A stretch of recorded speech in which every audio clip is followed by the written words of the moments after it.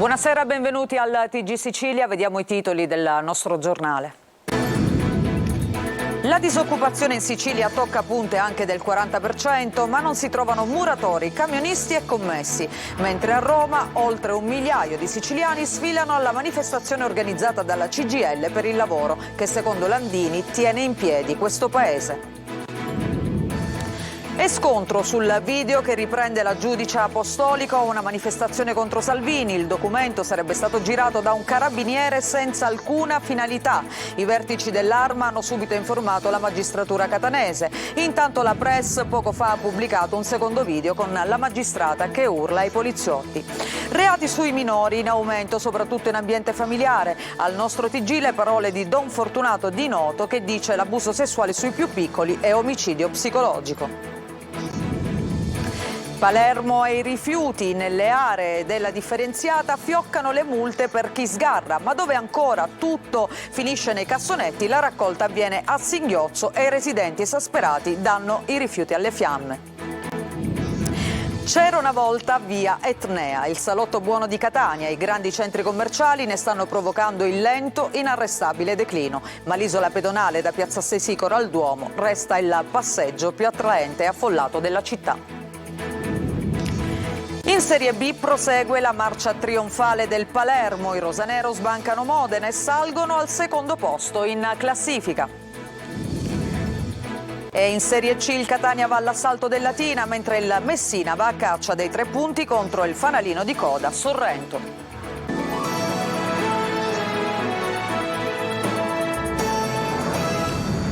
In apertura anche il nostro giornale rivolge l'attenzione alla guerra improvvisamente scoppiata in Medio Oriente, un attacco inaccettabile, violento di Hamas contro Israele, ha detto il governatore Schifani, che sconvolge tutte le coscienze. Massima solidarietà da parte del governo regionale nei confronti di un popolo che lotta con grande dignità per sopravvivere. Così appunto il presidente della regione siciliana, Renato Schifani. E adesso veniamo ai nostri servizi. È scontro sul video che riprende la giudice Apostolico a una manifestazione contro Salvini registrato 5 anni fa. Il documento non è agli atti, ma potrebbe finire presto sul tavolo del procuratore capo della capitale Francesco Lovoi. La Lega intanto continua a chiedere le dimissioni del magistrato Luca Ciliberti. Il video pubblicato sui social dal vice premier Matteo Salvini, nel quale il giudice Iolanda Apostolico compare fra i manifestanti pro-migranti il 25 agosto del 2018 nel porto di Catania, potrebbe finire presto sul tavolo del procuratore capo di Roma dopo l'esposto di Alleanza Verdi e Sinistra. L'ipotesi, formulata dagli stessi firmatari dell'esposto, è che sia stato violato il segreto d'ufficio. A testimonianza di quanto sia salita la tensione dello scontro, anche dal punto di vista politico, lo testimonia l'intervento di Giorgia Meloni, che da Granada, parlando della giudice, dice che è legittimo chiedersi se qualcuno che partecipa a manifestazioni su quel tema lo faccia con pregiudizio o meno.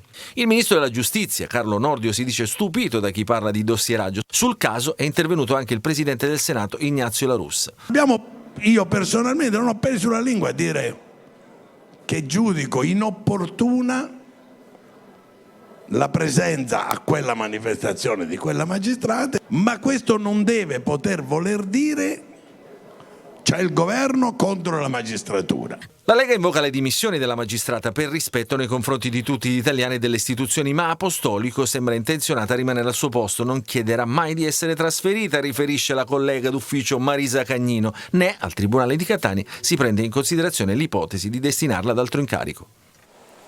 E ci sono 2 notizie dell'ultima ora, perché sarebbe stato un carabiniere a girare il video che riprende appunto la giudice Iolanda Apostolico ad una manifestazione del 2018, come abbiamo visto al porto di Catania, sui migranti. Secondo quanto si apprende, sarebbe stato lo stesso militare a riferire spontaneamente ai suoi superiori che 5 anni fa aveva girato quelle immagini con il cellulare senza però alcuna finalità e che poi solo alcuni giorni fa sarebbe stato condannato condiviso con una ristretta cerchia di persone. I superiori del militare hanno già informato l'autorità giudiziaria di Catania, e sempre poco fa si è appreso che la Press, l'agenzia di stampa online, ha un secondo video di quel giorno dove si vede la magistrata in prima fila che urla verso i poliziotti che hanno caricato il corteo. Dopo pochi minuti non si sono fatte attendere anche le reazioni politiche, in particolar modo della Lega, che dice: ci chiediamo cosa debba succedere ancora affinché tutte le istituzioni unanimamente e rapidamente intervengano di fronte a questa pagina oscena della democrazia. Questo è il commento a caldo del appunto partito del Carroccio. Ci fermiamo qui con questa vicenda, cambiamo adesso argomento perché diritti, occupazione, carovita, più di 1 migliaio di siciliani hanno partecipato alla manifestazione nazionale della CGIL che si è tenuta a Roma. Landini dice: il lavoro tiene in piedi il paese, il governo ci ascolti. Tutto questo, ed è qui il paradosso, mentre in Sicilia mancano figure come muratori, camionisti e commessi, e la disoccupazione galoppa con punte anche del 40% a Caltanissetta e 38% a Siracusa. Sentiamo Tonino De Mana. In 100.000 per reclamare diritti fondamentali sanciti dalla Costituzione. Infermieri, medici, operatori ecologici, polizia locale, educatrici, assistenti sociali, vigili del fuoco, disoccupati, pensionati, tanta gente comune. Uno spaccato d'Italia è stato chiamato a raccolta dalla CGIL, dandosi appuntamento a Roma, dove c'erano tanti carrelli della spesa per protestare anche contro il caro vita. È la piazza di chi paga le tasse e va ascoltata. Ha esordito così il segretario generale Maurizio Landini, che dal palco di Piazza San Giovanni ha lanciato l'ennesimo grido d'allarme: è il lavoro che tiene in piedi questo paese, il governo ci ascolti, per poi sollecitare l'introduzione del salario minimo per contrastare le paghe da fame. La via maestra, insieme per la Costituzione, è stata occasione per parlare di diritti molte volte traditi o calpestati. C'è stata una prostituzione morale sul corpo sacro della Costituzione, ha spiegato Don Luigi Ciotti. Servono scelte politiche democratiche giuste, diversamente dobbiamo essere una spina propositiva per chi non fa le cose giuste. Sicilia, degnamente rappresentata con oltre 1.000 partecipanti della CGIL, buona parte dei quali provenienti dalle province di Catania, Palermo e Messina. L'isola si conferma però terra di paradossi. Mentre si scende in piazza per il lavoro che non c'è, la disoccupazione in Sicilia è al 17%. Uno studio del CGA di Mestre rivela che non si trovano camionisti, muratori e commessi. Quasi la metà delle imprese di trasporto non è infatti riuscita a trovare conduttori di mezzi pesanti e camion da poter assumere, e mancano l'appello anche gli addetti delle pulizie. Quasi una beffa se si considera che Caltanissetta 40,5% e Siracusa 38% fanno registrare preoccupanti numeri alla voce disoccupazione. I reati commessi ai danni dei minori sono in aumento, per lo più si tratta di abusi che avvengono nell'ambiente familiare. Il presidente di Meter, Don Di Noto, parla al nostro TG e dice: la violenza sessuale sui piccoli è omicidio psicologico. Francesco Aloi. I minori sempre più vittime di reati è quanto emerge dal dossier in difesa 2023 di Terre des Hommes sui dati della Polizia di Stato. Dal 2021 al 2022 più 9% di casi soltanto in Sicilia. Da 564 sono passati a 616. Gli autori dell'abuso dovrebbero un po' vergognarsi da questo punto di vista. Un'educazione alla vergogna potrebbe essere qualcosa di importante, il rossore della vergogna potrebbe essere l'occasione buona anche per loro di fare un percorso di riparazione. Diverse le tipologie di reato che colpiscono soprattutto il sesso femminile, dal più estremo l'omicidio volontario alla pornografia, passando per le violenze sessuali.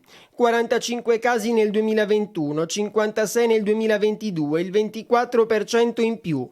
Su anche quelli di violenza sessuale aggravata, più 39%, e gli atti sessuali con un minore, più 9%. L'abuso sessuale sui minori è veramente un omicidio psicologico, distrugge la vita dei minori, li rende quasi inabili ad una relazione poi sociale. Trend in crescita anche a livello nazionale. quasi 6.900 casi soltanto nel 2022, il 10% in più rispetto all'anno precedente.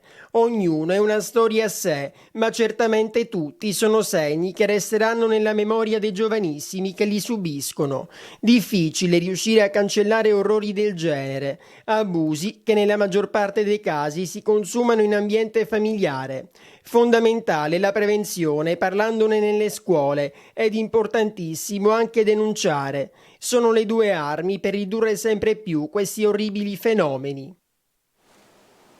A Palermo da un lato ci sono rifiuti che bruciano davanti ai cassonetti stracolmi, dall'altro invece pioggia di multe per chi non rispetta la differenziata e i cittadini naturalmente protestano. Vediamo nel pezzo di Maglio Viola. Rifiuti che bruciano da un lato, pioggia di multe dall'altro. È una situazione difficile quella di Palermo. Si tratta di uno dei grandi temi rimasti incompiuti rispetto al programma di 5 emergenze identificato dal sindaco in campagna elettorale. Risolta l'emergenza cimitero e tamponata quella economica, restano in piedi rifiuti, sicurezza e strade dissestate. Così allo Zen di Palermo tornano gli incendi appiccati ai rifiuti dopo qualche giorno di tregua. Nella notte scorsa alcuni roghi hanno interessato il quartiere, fiamme e fumo a cataste di spazzatura abbandonate per strada o all'interno di cassanetti ormai traboccanti. Se da una parte incidono gli abbandoni indiscriminati, dall'altra c'è sempre qualche problema anche nella catena della raccolta dei rifiuti, un servizio perennemente sul filo dell'emergenza per le più svariate motivazioni.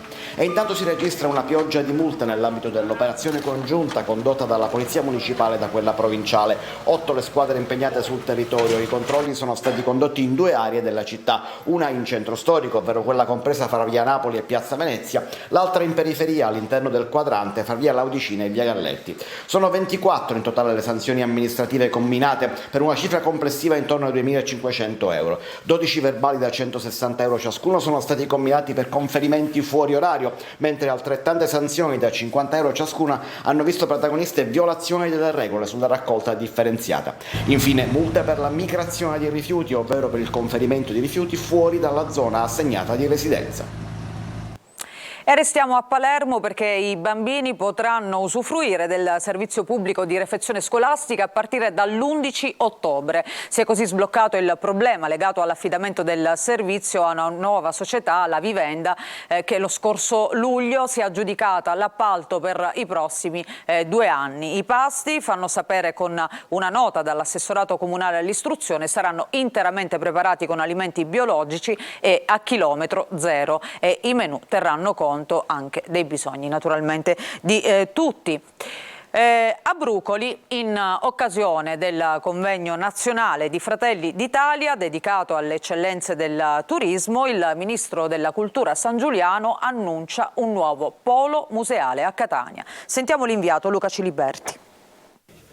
Con il messaggio della Premier Giorgia Meloni si è aperto l'evento L'Italia alle radici della bellezza, organizzato da Fratelli d'Italia a Brucoli, in un borgo marinaro del Siracusano, in un ex villaggio turistico trasformato oggi in resort stellato. Fino a domenica si alterneranno esponenti del partito, ministri, parlamentari, rappresentanti del mondo della cultura e delle imprese. Una festa che certifica i numeri esponenziali di adesione del partito, che nell'isola ha raggiunto un tesseramento moltiplicato del 400%. Non avreste potuto scegliere luogo migliore la Sicilia per celebrare questa manifestazione e parlare di tutto ciò che rende l'Italia da sempre ammirata e apprezzata nel mondo, ha scritto la Premier Giorgia Meloni nella lettera di saluto. La Sicilia è un eccesso di bellezza, ogni scorcio dell'isola custodisce tesori da scoprire, vivere e far conoscere nel mondo. La Premier infatti nelle stesse ore è impegnata a Granada per il vertice informale del Consiglio europeo. Nella giornata di apertura della Kermesse sono arrivati il Presidente del Senato Ignazio La Russa e il Ministro per la Cultura Gennaro Sangiuliano, che ha annunciato in anteprima l'accordo per l'apertura di un nuovo polo museale a Catania. Prima di venire qua sono stato all'Archivio di Stato di Catania, dove avremo un grande intervento del PNRR per modernizzare questa struttura, restaurarla, ridargli il suo splendore e modernizzarla, ma noi vogliamo fare qualcosa in più, non vogliamo fare solo l'archivio classico come deposito di documenti, sia pure importanti, ma vogliamo musealizzare quella struttura, farne un polo culturale dove tenere concerti, dove esporre, fare mostre e aprirlo ai giovani. Nelle prossime ore sbarcheranno in Sicilia anche i ministri Lollobrigida, Bodi, Santanchè, Urso e Musumeci. C'è C'era una volta Vietnea, in una Catania che forse non esiste più, restano i ricordi a rinverdire i fasti d'un tempo. La metamorfosi, il fascino e il declino del salotto buono di Catania, in questo servizio a Marcord di Tonino De Mana. Una storia lunga almeno 300 anni, durante i quali è cambiata, ha mutato aspetto, è stata sventrata da bombe e terremoti, si è rialzata e ricaduta, ma ha sempre conservato il suo fascino. Parlare con un catanese di via Etnea è come aprire uno scrigno, un angolo dei ricordi più o meno sbiaditi, comunque indimenticabili. Per molti non è una strada ma un teatro all'aperto nella città più teatrale d'Italia, dove grandi e piccoli, ricchi e poveri si sono sempre ritrovati per una semplice passeggiata, per un acquisto importante o per cercare qualcosa che altrove non si trovava.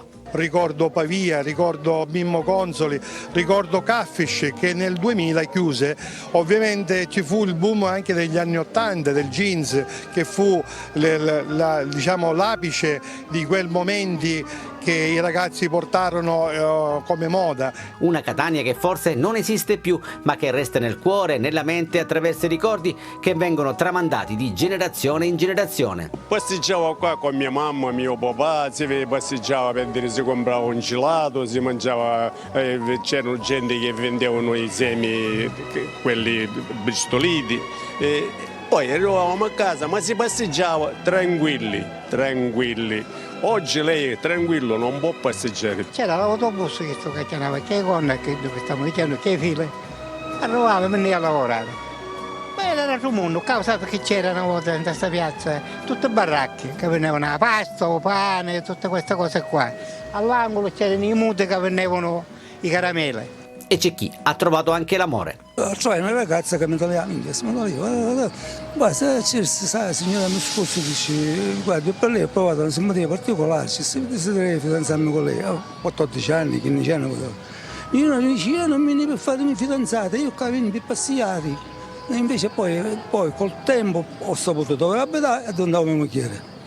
Un tempo Milano del Sud, Catania, vive un lento ed inesorabile declino con l'avvento dei centri commerciali che hanno svuotato via Etnea, il cui appeal resta intatto soltanto da Piazza Duomo fino all'incrocio con Viale Regina Margherita. Da lì in poi e fino al borgo, ma anche più su, è un susseguirsi di saracinesche abbassate, attività scomparse e palazzi che cadono a pezzi, ma che nascondono l'anima di una Catania fiera, operosa, fantasiosa e più che mai nostalgica.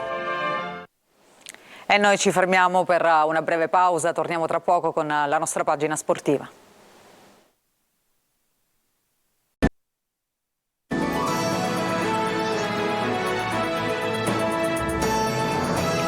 Seconda parte del nostro giornale, adesso parliamo di calcio perché il Palermo continua a vincere, i rosanero hanno battuto fuori casa questo pomeriggio il Modena per 2-0 e hanno consolidato il secondo posto in classifica. Di Henderson e Mancuso le reti del successo. Marco Gullà. Il Palermo è inarrestabile, rosanero che sbancano anche Modena con il risultato di 2-0 e consolidano il secondo posto in classifica. Spietato e cinico, il Palermo conquista il terzo successo consecutivo grazie ai gol di Henderson e Mancuso. Una prova di forza in un campo decisamente difficile. Tutti i numeri dagli 11 marcatori diversi stagionali, dalle 14 reti fatte, solo 4 subite, ai 19 punti in 8 gare con una da recuperare, sono numeri da prima della classe. Dopo alcuni minuti di equilibrio è il Palermo a collezionare la vera prima palla gol al Braia, palla che scorre per Brunori che da ottima posizione colpisce la traversa. Replica il Modena miracolo di Piacelli su Magnino. A metà del primo tempo però avviene l'episodio che cambierà il match. Su verticalizzazione di Brunori per Di Francesco, Okada stende l'attaccante rosanero commettendo un evidente fallo da ultimo uomo su chiara occasione da gol. L'arbitro estrae il cartellino rosso senza esitare. Il Palermo inizia a flirtare con il gol che però arriva solamente ad inizio ripresa, palla che finisce sui piedi di Henderson, nulla da fare per il portiere del Modena, è 1-0 ed esultano i circa 4.000 tifosi rosanero sugli spalti. Brunori subito dopo all'occasione per il raddoppio, palla di poco fuori. Il Modena inizia a reagire, Lucioni e Ceccaroni però mettono il guinzaglio agli avversari, i rischi per Piacelli sono attenuati da una difesa solida e compatta. Conini mette dentro forze fresche proprio da Mancuso, arriva il gol del 2-0 che chiude la partita e manda in estasi il Palermo. Adesso sosta di campionato, i rosanero si godono il Magic Moment. E adesso la Serie C, il Catania domani affronta in casa il Latina dopo le vittorie di Caserta e in Coppa con il Messina. Gli etnei cercano adesso il tris. Tabbiani farà affidamento sullo stesso 11 di domenica scorsa con Marsura al posto di Bocic e al Massimino ci sarà anche Ross Pelligra. Marco Carli. Catania Latina con Pelligra allo stadio. Il presidente rossazzurro annuncia la sua presenza ringraziando i tifosi che hanno sottoscritto in totale quasi 14.000 abbonamenti. Uno splendido esempio di partecipazione, dice Pelligra, ed in effetti il dato numerico colloca la tifoseria etnea immediatamente alle spalle delle big di Serie A. Un Massimino come sempre gremito farà dunque da cornice ad un match importante per il Catania che vuole dare seguito a quanto fatto vedere a Caserta e in Coppa con il Messina. Intanto gli etnei devono fare i conti con le bizze del calendario della Lega Pro che, data l'indisponibilità attuale dello stadio Fanuzzi di Brindisi, dispone il rinvio di 2 giorni del match fra i pugliesi e la Juve Stabia e il contemporaneo slittamento della gara fra Stabiesi e Catania, originariamente prevista per il 14 ottobre e che si giocherà invece domenica 15 alle 14. Il tutto farebbe spostare il recupero fra Brindisi e Catania al 1 novembre con un calendario intasatissimo per i rossazzurri, attesi poi a Potenza e a Cerignola e dunque con 3 trasferte di fila in campionato in 12 giorni e una partita in casa ma in Coppa contro il Picerno l'8 novembre. Questo è il futuro, ma intanto c'è il presente che si chiama Latina. Tabbiani ancora le prese con le assenze. I primi a tornare dovrebbero essere Rizzo, Dubizcas e De Luca, ma dalla settimana prossima ci sarà invece Zanellato, formazione iniziale probabilmente uguale a quella di Caserta con Marsura dal primo minuto al posto dello squalificato Bocic. Dobbiamo avere la forza di considerare che ogni partita dobbiamo dimenticarci quella precedente, sia che quella precedente possa essere andata in maniera positiva, sia che possa essere andata in maniera negativa, e cercare di ragionare sul percorso che stiamo facendo, sulla crescita che dobbiamo fare, cercando sempre di migliorare qualche cosa che magari si sbaglia nelle gare precedenti e mantenere quello che di buono si fa. Catania Latina, fischio d'inizio domenica alle 16:15, come sempre sarà seguita da Telecolor con diretta stadio, 3 ore live, un ricco prepartita di mezz'ora, il commento con collegamenti dal Massimino durante il match e poi il post gara con le interviste ai protagonisti. E il Messina invece domani sarà impegnato a Potenza contro il Sorrento nella 7ª giornata di campionato appunto di Serie C. I giallorossi cercano punti in trasferta dopo il successo contro l'Avellino e l'eliminazione dalla Coppa Italia. Sergio Colosi. Chi è reduce dalla prima vittoria in campionato contro chi invece la insegue, chi cerca conferme contro chi vuole rilanciarsi. Sorrento-Messina è tutto questo, ma anche la prima sfida salvezza della stagione. Il Messina ci arriva con maggiori certezze dopo la vittoria sull'Avellino, mentre i campani hanno raccolto più consensi che punti. Saremmo sciocchi, ma veramente molto piccoli se avessimo l'ausilio nella testa di sottovalutare il Sorrento solo perché magari ancora non ha vinto una partita. Sorrento per me è la squadra che gioca meglio di tutti a calcio, ha raccolto meno rispetto a quello che ha prodotto dentro al campo, ma sono convinto che verrà fuori. L'unico assente è Polito, fermato per un turno dal giudice sportivo. Convocati Franco e Giunta, confermato l'11 di domenica scorsa contro l'Avellino. Adesso abbiamo la fortuna di poter anche reintegrare Giunta oltre che a Franco, e quindi anche se non sono in una grandissima condizione, però sono uomini che possono dare sempre quel qualcosa in più. Si gioca a Potenza per l'indisponibilità dello Stadio Italia e questo potrebbe essere un fattore positivo per i giallorossi che negli incroci con il Sorrento hanno perso ben 8 volte in 12 precedenti, vincendone soltanto 1. Non ci sono altre notizie, questa edizione del TG Sicilia termina qui, grazie per averci seguito, una buona serata a tutti voi.